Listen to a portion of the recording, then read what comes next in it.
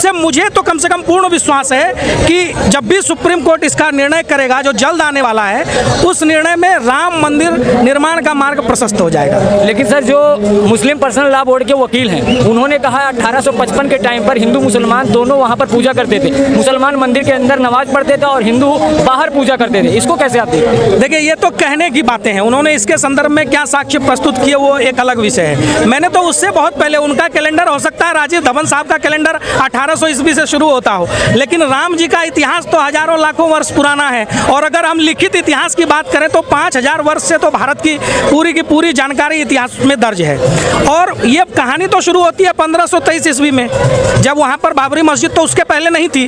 और पुरातत्व का सर्वेक्षण, वहाँ की गई खुदाई और रेडियोलॉजी के सारे सर्वेक्षण ये बताते हैं, सिद्ध करते हैं कि वहाँ पर उस स्थल पर खुदाई में हजारों वर्ष पुराने, सैकड़ों वर्ष पुराने मंदिर के कई सारे साक्ष्य मिले, कई खंबे मिले, शिव और नटराज की मूर्तियाँ मिली, गणेश की मूर्तियाँ मिली। और आज सुप्रीम कोर्ट में ये भी विषय आया कि वहाँ पर जो मंदिर में हनुमान द्वार था, उस द्वार में जो खंबे थे उसमें जय विजय जो द्वारपाल हैं, जो विष्णु जी के मंदिर में माने जाते हैं, जो विष्णु जी के द्वारपाल कहे जाते हैं, वो कैसे आया? तो राजीव धवन उस विषय में क्या कहते हैं? वो कहते हैं माइक्रोस्कोप से देखना पड़ेगा। तो हिंदुओं की संस्कृति को, सभ्यता को देखने के लिए आपको माइक्रोस्कोप की आवश्यकता जरूर पड़ेगी।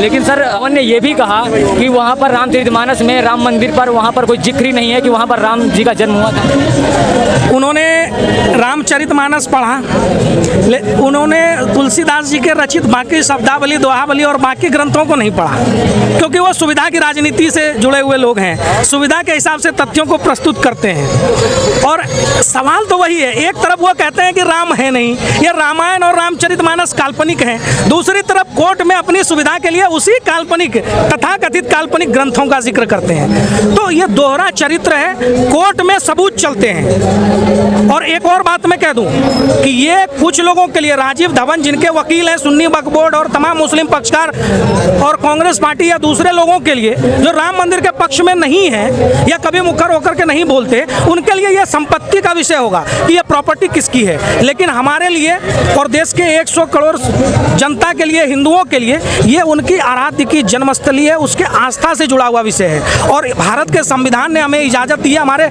मूलभूत अधिकारों में हमें दिया, पूजा और अपने उसके पंथ और मजहब को चुनने का अधिकार हमको दिया है। तो हम अपने आराध्य के जन्मस्थली के विषय में इस प्रकार के तर्क और कुतर्क को नहीं मानते। ये है हमारे साथ जयराम जी, जिन्होंने अपने विचार आपके सामने रखे। जय हिंद दोस्तों।